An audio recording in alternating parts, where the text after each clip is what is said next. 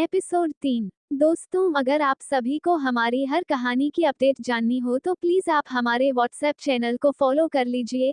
हम अपने WhatsApp channel पर हर कहानी की अपडेट डालते रहते हैं, जैसे कि किस स्टोरी का एपिसोड कब पब्लिश होगा, किस दिन नहीं होगा इत्यादि। और हाँ, साथ में चैनल को भी सब्सक्राइब कर लीजिएगा। चलिए बढ़ते हैं अब अपने कहानी की ओर। हॉस्पिटल। रियांश सुगंधा जी से बोलता है, माँ अब आपकी तबीयत कैसी है? मैं तो डर ही गया था। बेटा, मैं बिल्कुल ही ठीक हूँ। तुमको डरने की कोई जरूरत नहीं है। मैं इतनी जल्दी नहीं जाने वाली हूँ। लखराते हुए आवाज में सुगंधा जी रियांश से कहती है, जिसे सुन रियांश थोड़ा गंभीर हो बोल पड़ता है, खबरदार माँ, अगर आइंदा आपने ऐसा कुछ बोला, मैं आपसे बात नहीं करूँगा फिर। सॉरी बेटा, अब मैं नहीं बोलूंगी। प्लीज अब एक बार हंस के दिखा दे। तू तो जानता है मैं तुमसे अपनी जान से ज्यादा प्यार करती हूँ। तुम्हें यूं उदास नहीं देख सकती हूँ। अपनी माँ के कहने पर रियांश थोड़ा सा अपनी चेहरे पर मुस्कुराहट लाते हुए कहता है, माँ आज से मैं आपका पूरे जिम्मेदारी के साथ ख्याल रखूंगा। आज मुझे समझ में आया कि अगर मैं नशा ना करता तो बात इस हद तक नहीं बिगड़ती। ये बोलते बोलते उसके आंखों में आंसू आ गया। रियांश को इतनी गिल्ट में देख उसकी दादी बोलती है, बेटा चलो, तुमको इस बात का एहसास तो हुआ, और हमें कुछ भी नहीं चाहिए। आप अपनी जिम्मेदारी समझने लगे हैं, ये बहुत ही खुशी की बात है। और सभी खुश हो गए। दादी, पापा, आप लोग माँ के पास रुके, मैं डॉक्टर से माँ के डिस्चार्ज के बारे में बात करके आता हूँ। ये बोल वो वहाँ पर से चला जाता है। रियांश डॉक्टर को पीछे से आवाज देते हुए पूछा, डॉक्टर क्या अब माँ को डिस्चार्ज मिल सकता है? जी, लेकिन वो अभी बहुत ही वीक है, इसलिए उन्हें काफी देखभाल की जरूरत है। आप सभी को उनका बहुत खास ख्याल रखना होगा। जी डॉक्टर, आप उसकी चिंता बिल्कुल मत कीजिए। माँ को किसी भी तरह की कोई परेशानी नहीं होने देंगे। ठीक है, तब मैं डिस्चार्ज के पेपर्स रेडी करवाता हूँ। ओके डॉक्टर, ये बोलकर वो वहाँ से पापा के पास गया और बोला, पापा माँ को आज शाम तक डिस्चार्ज मिल जाएगा। रियांश की बातों को सुन कोमल खुश होते हुए परिधि के गले से लगकर बोली, भाभी माँ अब हम लोगों के साथ घर जा सकती है। मैं बहुत ही खुश हूँ। हाँ कोमल, तुम बिल्कुल सही कह रही हो। मैं भी माँ के लिए बहुत खुश हूँ। वो ठीक हो गई। शाम का समय। सभी हॉस्पिटल से सिंघानिया हाउस के लिए निकल गए। थोड़ी देर बाद सभी सिंघानिया हाउस पहुंच गए। रियांश माँ को धीरे से कार से बाहर निकालकर उन्हें सहारा देते हुए बोला, माँ आप धीरे धीरे चलो। ठीक है बेटा। और वो जैसे ही अपने कदम बढ़ाने लगी, जैसे ही वो लखरा कर गिरने ही वाली थी कि तभी पीछे से परिधि ने उन्हें सहारा देते हुए बोली, माँ आप ठीक तो है ना? सुगंधा जी एक गहरी सांस लेते हुए बोली, हाँ मैं बिल्कुल ठीक हूँ। मुझे भला क्या हो सकता है, जब मेरे बेटा बहू मेरा इतना ख्याल रखते हैं। ये बात सुनकर सभी घरवाले खुश हो गए। रघुवीर जी मन में बोले, आज परिधि बेटा ने फाइनली सुगंधा जी का भी मन जीत लिया। उधर रियांश और परिधि ये बात सुनकर चौंक गए। परिधि अपने आप से बोली हुए, आज माँ ने मुझे पहली बार अपनी बहू कहा है। पता नहीं लेकिन मुझे इतना अच्छा क्यों लग रहा है। अपने लिए माँ के मुंह से बहू शब्द सुनकर ये क्या हो गया है मुझे। यही सब सोचते सोचते सभी सिंघानिया हाउस के मेन दरवाजे पर पहुंच गई। वो लोग जैसे ही अंदर आते पीछे से दादी ने सभी को रोकते हुए बोला, मिनट रुको। दादी की आवाज सुनते ही सभी एकदम रुक उन्हें देखने लग जाते हैं। तभी दादी घर के अंदर जाते हुए बोली, सभी यही रुको, मैं अभी आती हूँ। और शांति देवी अंदर जाकर पूजा की थाली लेके बाहर आती है और बोलती है, मेरी बहू मौत के मुंह से जिंदा बाहर आई है तो इसकी आरती उतारे बिना इसे कैसे अंदर आने दूं। अपनी सास का प्यार देख सुगंधा जी उनके गले लगकर रोने लगी। अब रोना बंद करो बहू, मुझे तुम्हारी आरती उतारने दो, नहीं तो मैं भी रो दूंगी। सुगंधा के आंसुओं को पोंछते हुए बोली। तब दादी ने सुगंधा जी की आरती उतार कर उसे अंदर आने को कहा। अब सभी घर में आ गए थे। सभी बहुत थक भी गए थे तो परिधि ने सभी को बोला, आप सभी अपने अपने रूम में कुछ देर आराम कर लीजिए, तब तक मैं सभी के लिए गर्मा गर्म चाय बना देती हूँ। जिस पर कोमल तुरंत बोल पड़ती है, क्या भाभी आप इंसान नहीं है? हमेशा सभी के बारे में ही सोचती रहती है, अपना कब सोचेंगी? चुपचाप आप ऊपर जाकर फ्रेश हो जाइए, तब तक सभी के लिए चाय मैं बना देती हूँ, इतना आता है मुझे। परिधि जैसे ही कुछ बोल पाती, सुगंधा जी ने धीरे से आवाज में बोली, बेटा कोमल बिल्कुल ही ठीक कह रही है, और वैसे भी मुझे आपसे कुछ बात भी करनी है, तो आप फ्रेश हो जाइए तब हमारे पास आएगा। माँ इतने प्यार से बोल रही थी कि उनकी बातों को परिधि काट ना सकी और बोली, ठीक है माँ, आप जैसा बोलो। अब सभी अपने अपने कमरे में थे और कोमल रसोई रूम में। रियांश अपने रूम में बेड पर बैठकर परिधि की ओर तिरछी नजरों से देखते हुए सोच रहा था कि क्या है ये लड़की सिर्फ दूसरों की ही परवाह करती है, अपनी तो इसको परी है नहीं है, लेकिन ये ऐसी कैसे हो सकती है? या मैंने ही इसके बारे में गलत सोच बना ली थी?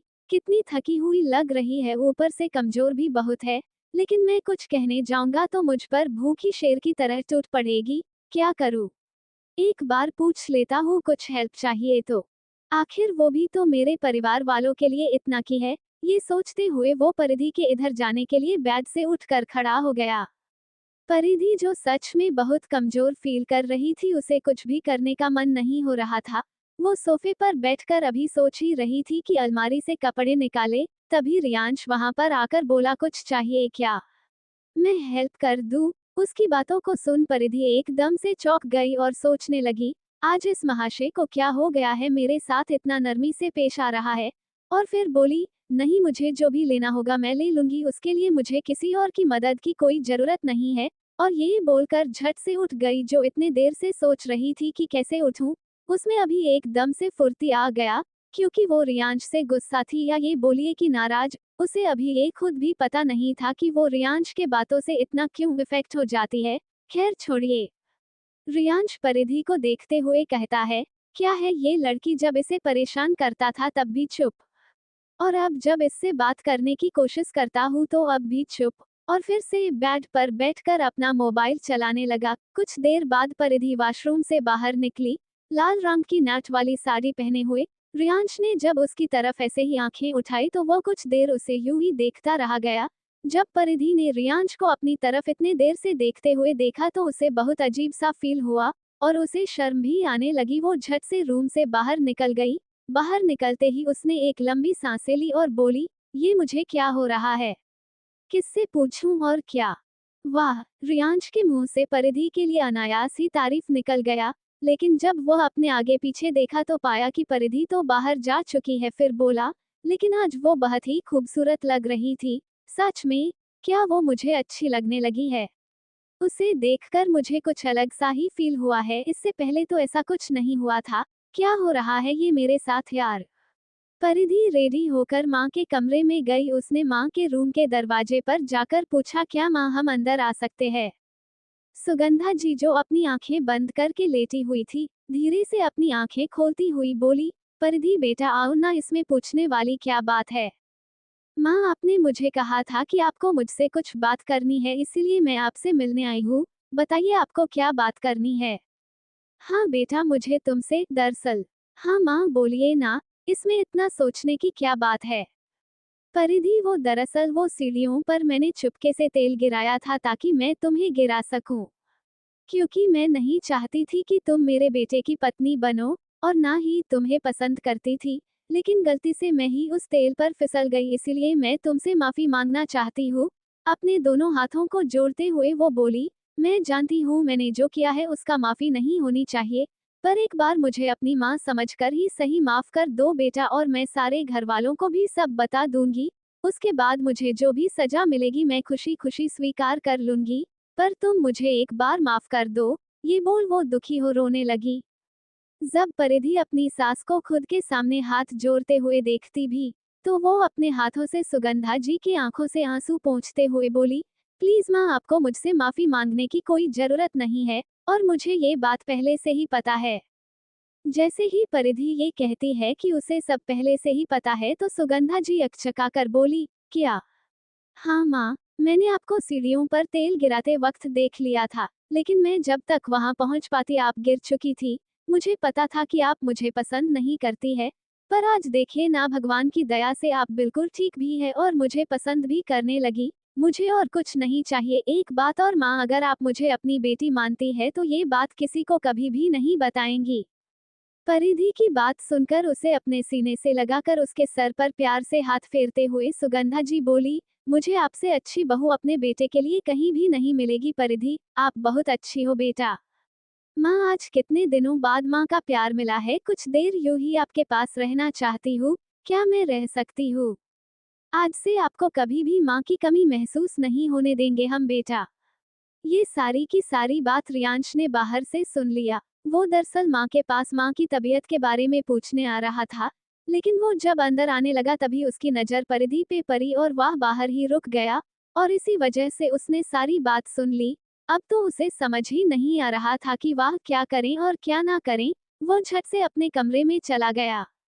इधर कोमल सभी को चाय देते हुए माँ के कमरे में भी चाय लेके गई और उसने माँ और भाभी को यूं गले लगे देखकर झूठी मुठी नाराजगी दिखाते हुए बोली, वाह माँ वाह, भाभी को इतना प्यार, और मुझे बोलकर मुंह फेर कर खड़ी हो गई। जिसे देख सुगंधा जी मुस्कुराते हुए बोली, हाँ हाँ ड्रामा क्वीन, तुमको भी आ जाओ, और तीनों एक दूसरे के गले से लगकर हंसने लगे। कोमल माँ से अलग होते हुए माँ परिधि भाभी ने हम लोगों के लिए हमेशा ही अच्छा ही किया है, लेकिन हम ही लोग इन्हें कभी समझ ही नहीं पाए। तुम सही बोल रही हो कोमल, ये मेरी ही गलती है कि मैं परिधि की अच्छाई कभी देख ही नहीं पाई, लेकिन अब मैं अपनी गलती को जरूर सुधारूंगी और रियांश से भी बात करूंगी। माँ, अगर आप बुरा ना मानो तो मैं एक बात कहना चाहती हूँ। हाँ परिधि बेटा, बोलिए ना। मैं चाहती हूँ कि आप रियांश जी को जबरदस्ती इस रिश्ते को मानने के लिए नहीं कहेंगी। तभी कोमल बोल पड़ी, पर भाभी। परिधि ने कोमल की बातों को काटते हुए बोली, प्लीज कोमल, कोई भी रिश्ता जोर जबरदस्ती से नहीं चलता है। अगर इस रिश्ते का कोई भविष्य होगा तो ये किसी के चाहने से भी नहीं टूटेगा, लेकिन अगर यह बंधन सच नहीं है तो किसी के कितने भी कोशिश करने से नहीं रहेगा। इसीलिए मैं चाहती हूँ कि रियांश जी इस रिश्ते के बारे में क्या सोचते हैं। अगर वो अपने मन से ही इस रिश्ते को निभाए वही सही होगा। भले ही वो आज तक मुझसे सही से बात ना की हो, लेकिन ये सच है। अगर आप लोग उन पर फोर्स करके ये रिश्ता मानने को कहेंगे तो वो शायद ये बंधन को स्वीकार कर ले, लेकिन कभी भी इस रिश्ते को अपनाएंगे नहीं। इसीलिए मैं चाहती हूँ कि यह फैसला समय पर ही छोड़ दीजिए, जो होगा वो सही ही होगा। परिधि की पूरी बातें को सुनने के बाद सुगंधा जी बोली, ठीक है बेटा, अगर आप यही चाहती है तो फिर यही सही, हम सब में कोई नहीं आप दोनों के बीच में आएगा। ठीक है माँ, अब आप आराम कीजिए, अगर कुछ भी चाहिए तो आप हमें एक आवाज लगा दीजिएगा। अभी हम जा रहे हैं कुछ अच्छा बनाने। 2 दिनों से किसी ने भी कुछ सही से नहीं खाया है। कोमल, तुम माँ के पास ही रहो।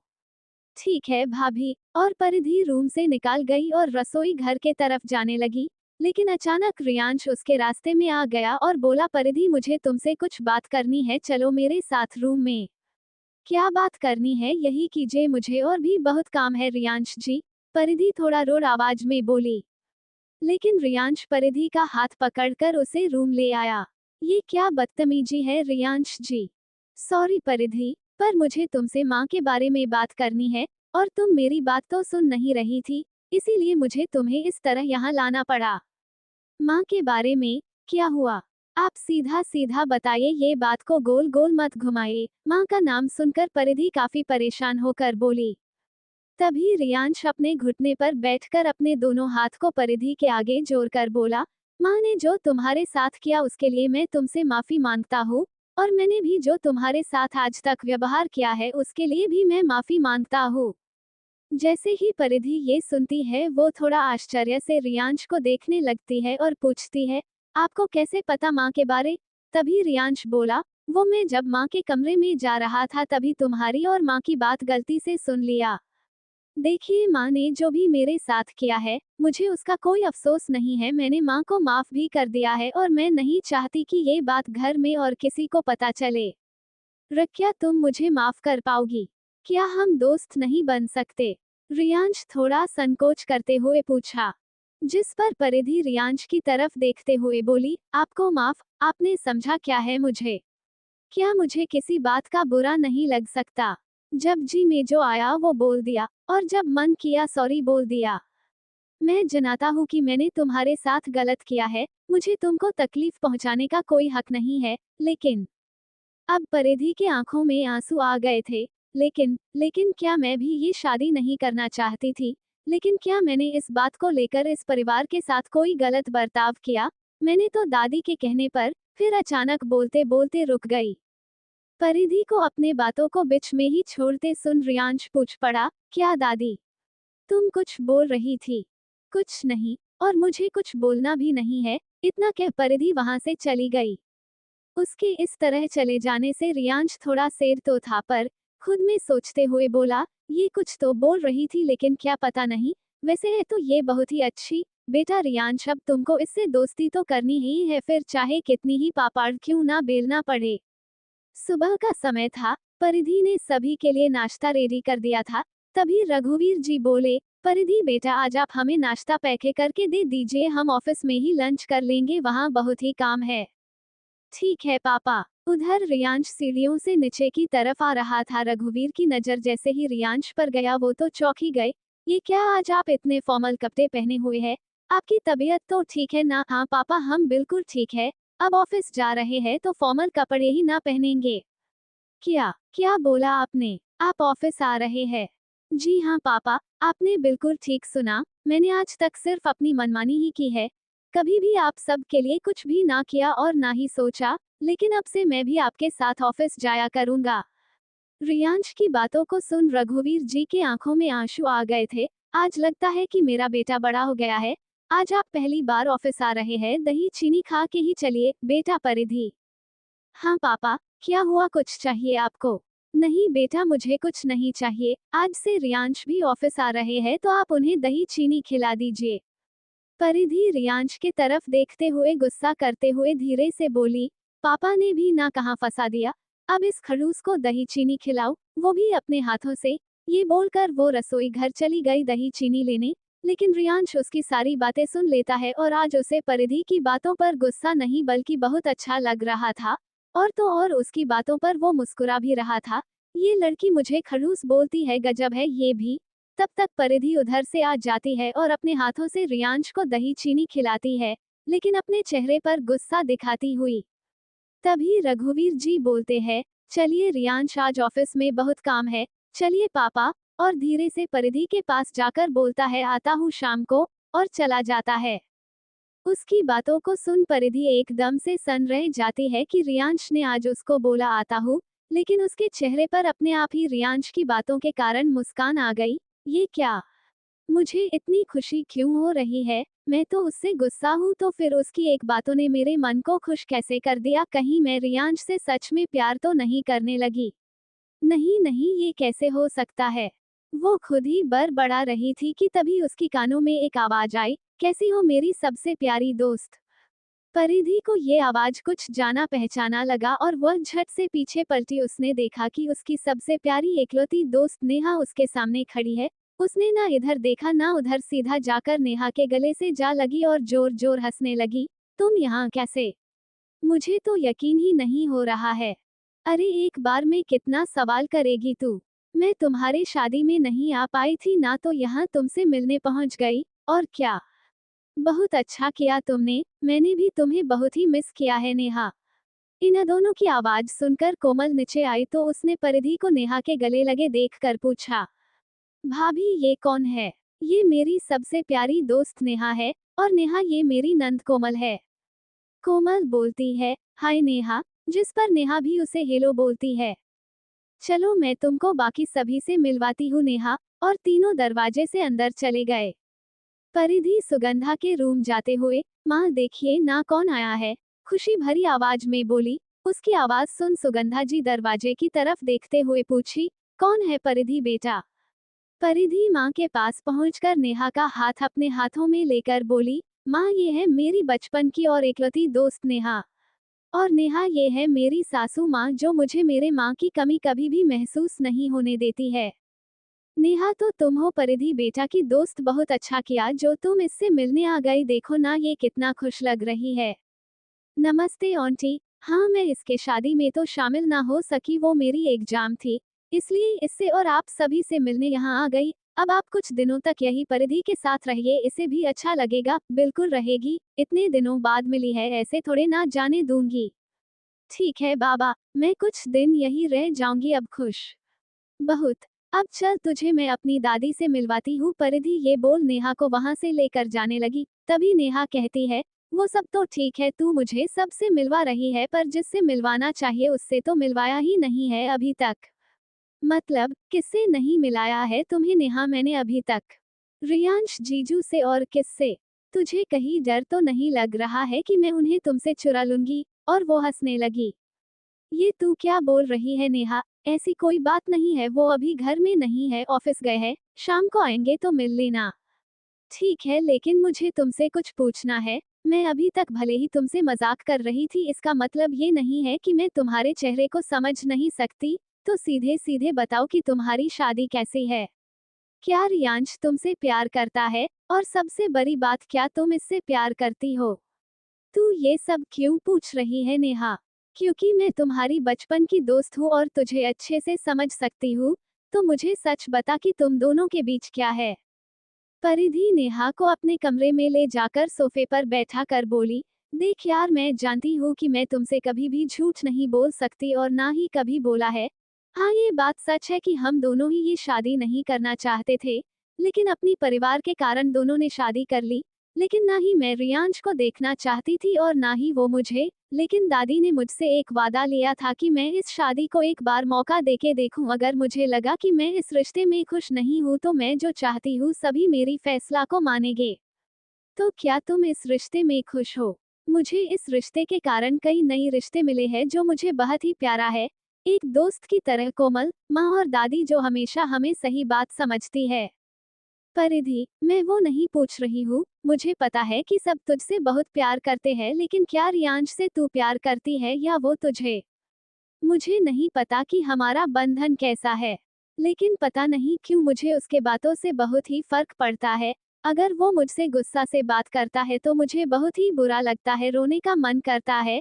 और अगर वो मुझे एक बार हंस के देख लेता है तो ना चाहते हुए भी मैं बहुत खुश हो जाती हूँ। पता नहीं क्या हो रहा है मेरे था। क्या तुझे रियांश से प्यार हो गया है? नेहा की बातों को सुन परिधि सन रह गई और हैरानी से बोली, क्या? मुझे और उस खड़ूस से प्यार? ऐसा नहीं हो सकता है। अच्छा, तो यही बात तू मेरी आंखों में देखकर बोल तो मैं मानूंगी। परिधि कोशिश तो की नेहा को जवाब देने की, पर वो रियांश से प्यार करने की बात को ना नहीं कह पाई। परिधि, क्या रियांश तुमसे प्यार करता है? नहीं, वो तो मुझे। क्या हुआ परिधि? तुम चुप क्यों हो गई? बताओ मुझे। कुछ नहीं यार। चलो, अब शाम का वक्त हो गया है, पापा और क्या तुम्हारे एजे आते होंगे? यही ना? एक हल्की से हंसी के साथ नेहा बोली। जिस पर परिधि बोली, तुम मुझे परेशान करना बंद करो और चुपचाप आराम करो। ये बोलकर वो नीचे चली गई। सच तो यही था कि उसको भी रियांश का इंतजार था, लेकिन वो जताना नहीं चाहती थी। शाम का समय, सिंघानिया हाउस। रघुवीर जी और रियांश ऑफिस से वापस आ गए। आज रियांश बहुत थका थका सा लग रहा था। रघुवीर जी को तो आदत था, लेकिन रियांश आज पहली बार काम पर गया था, इसलिए वो घर आते ही सीधे अपने रूम में जाकर सोफा पर बैठ गया और खुद से बोला, बाप रे, कितना मेहनत होता है। मेरा तो एक दिन में ही ये हाल है और पापा आज तक बिना ऑफ किया लगातार काम कर रहे हैं। लेकिन आज के बाद उनको काम करने की जरूरत नहीं होगी। और आंखें बंद कर लिया। रियांश ने जैसे ही आंखें बंद की, नेहा उसके सामने आकर बोली, कैसे हो जीजू?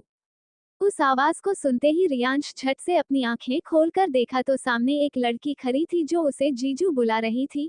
वो सोफे पर से उठकर बोला, मुझे माफ कीजिए, मैंने आपको नहीं पहचाना। क्या हम पहले कभी भी मिले हैं?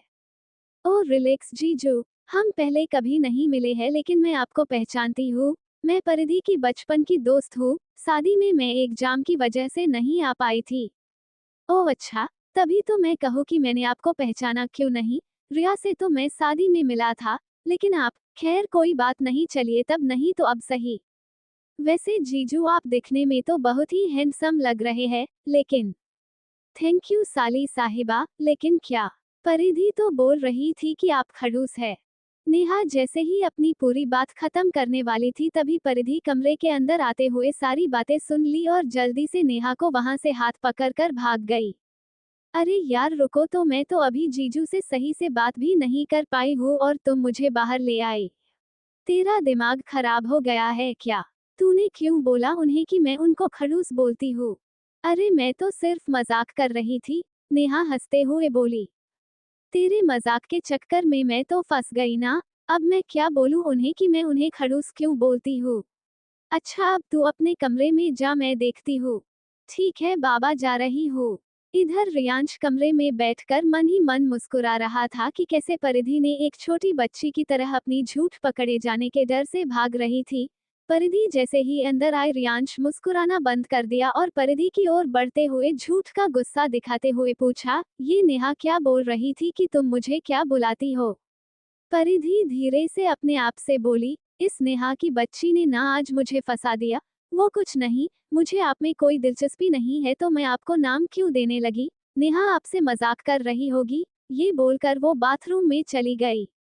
इधर रियांश मुस्कुराते हुए खुद में बोला, अच्छा जी, जब झूठ बोलना आता ही नहीं है तो बोलने का ट्राई क्यों करती है झूठी। और फिर सोफे पर बैठकर अपने ऑफिस का कुछ काम करने लगा। इधर परिधि खुद में बोल रही थी, आज तो बाल बाल बची इस खड़ूस से, और हंसने लगी। लेकिन अब बाहर कैसे जाओ, कहीं फिर से कुछ पूछने लग जाए तो? लेकिन जाना तो पड़ेगा। वो धीरे धीरे बाथरूम से बाहर निकली और कमरे से बाहर जाने लगी। परिधि जब बाहर जा रही होती है तो रियांश परिधि को जानबूझकर सुना रहा था। वैसे जो कहूँ, नेहा दिखने में काफी हॉट थी। चलो कुछ दिनों तक वो यही रहेगी तो मेरा भी मन लगेगा। उसकी इस तरह की बात सुनकर परिधि को काफी चिढ़ हो रही थी और इसीलिए वो धीरे से खुद में बोली, कितना खड़ूस है ये आदमी, नेहा इसे हॉट लगी, बड़ा आया जज करने वाला, लेकिन मुझे क्या। ये बोल के वो चली गई। तो दोस्तों, इस एपिसोड में बस यही तक। आगे की कहानी को हम अगले एपिसोड में सुनेंगे। फिलहाल के लिए दीजिए हमें जाने की इजाजत, और तब तक आप सभी इसी तरह सुनते रहिए हमारे द्वारा लिखी स्टोरी, अरेंज वाला लव।